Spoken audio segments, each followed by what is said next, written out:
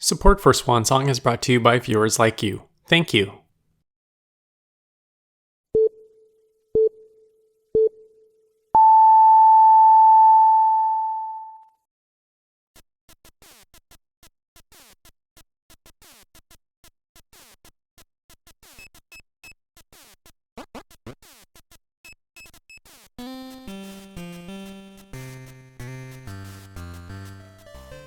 Continuing on the theme of card games, in this episode we're taking a look at Hanafuda Shiyou, developed by Success, published by Kaga Tech, and released on February 17, 2000. Make no mistake, this isn't a collectible card game like the Cho-Aniki game was, but rather an adaptation of two traditional Japanese playing card games played with Hanafuda, or flower cards, a Japanese style of playing cards.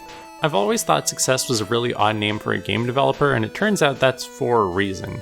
They were founded all the way back in 1978 under the company name Success Achievement, and published self-improvement materials targeting corporate workers under the brand Success Motivation Institute.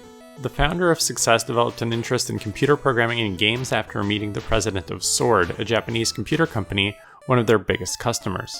This interest ended up growing to the point of pivoting the company as a whole. By 1980, Success would start to work on arcade games. They'd abandon the self-improvement world altogether in 1981 and start developing games for home computers and consoles by 1982.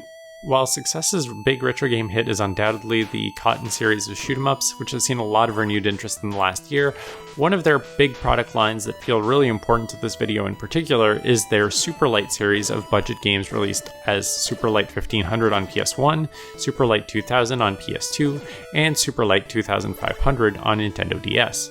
The series largely consisted of budget retro releases, licensed tie-ins, and adaptations of various board and card games, including Mahjong, Shogi, Reversi, and Hanafuda at the time of this game's release.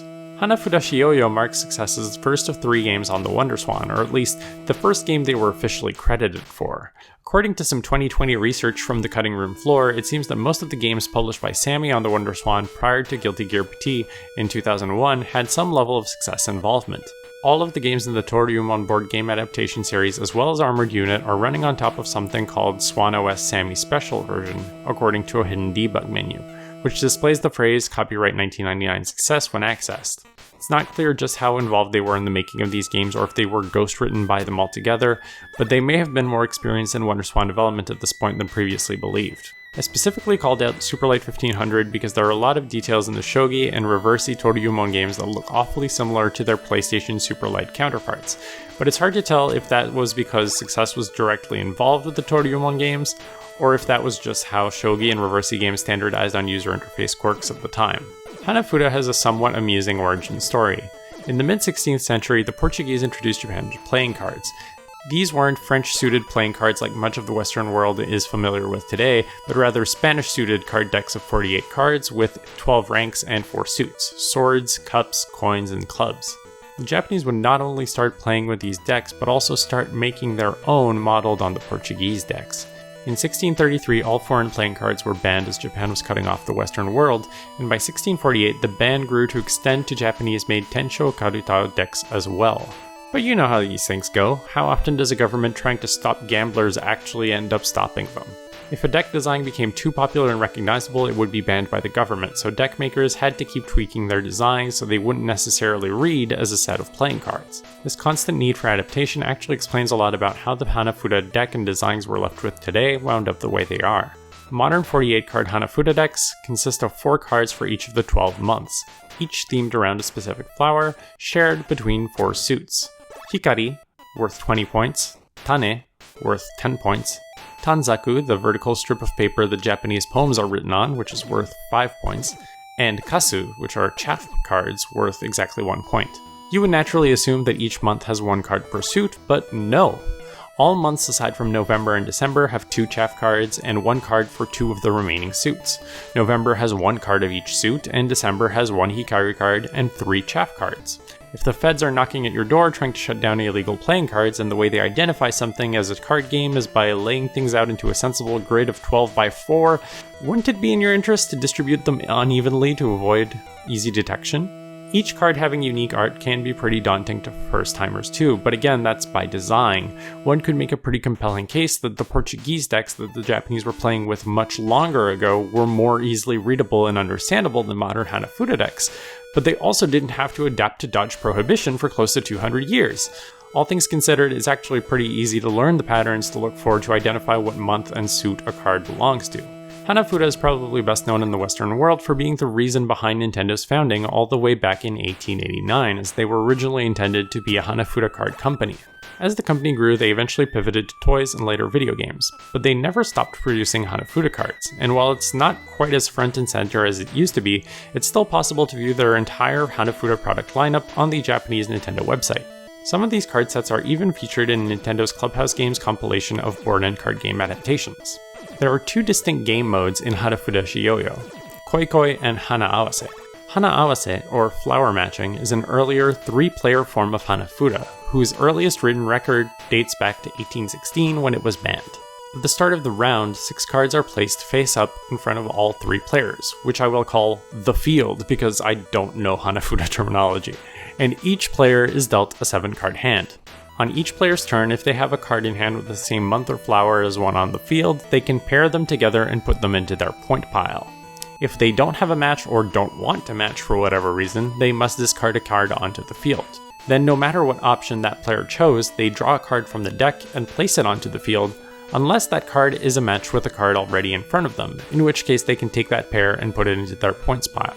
In this game type, you want to be focusing on 2 things while you match your cards. First, the individual point value of your cards.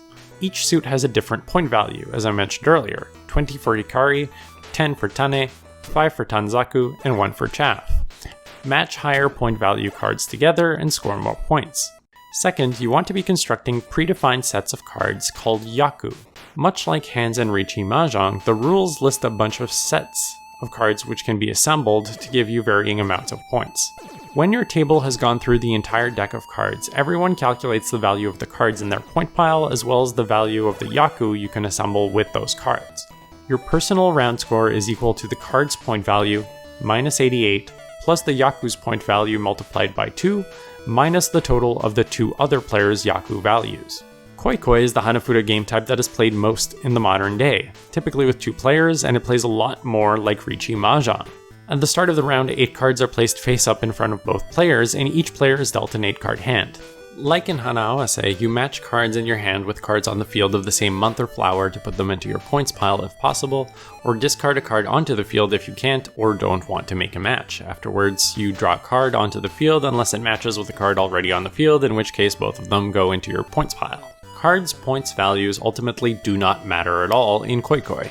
This game type only cares about the Yaku you assemble. When you have successfully formed a Yaku with the cards in your points pile, you have 2 possible game actions. First is to call Shobu, which ends the round immediately, and you add the point value of that Yaku to your total score and move on to the next round. However, you can also call Koi. This lets you shift the risk-reward ratio by prolonging the round. If the opponent gets to form a Yaku before you can form your second, you get no points, and their Yaku's points will be doubled.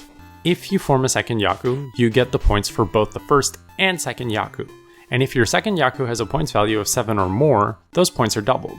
If your opponent forms their Yaku before your second and theirs is worth 7 or more points, their Yaku score is quadrupled. Both of these game types are typically played for 12 rounds, 1 for each month, but this game defaults to half games to keep games quick for players on the go. Going into this game, I was quite curious how the Hanafuda card art would translate to a low-resolution grayscale display, and I was shocked to find out how well it worked in practice.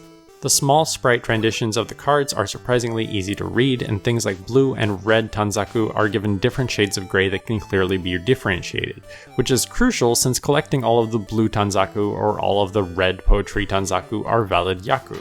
At first I thought the telling apart April's Wisteria cards and July's Bush Clover cards would be difficult, since I was relying on color to differentiate them before. Once I realized that Wisteria cards always point downwards and the Bush Clover always points upwards, those concerns went away.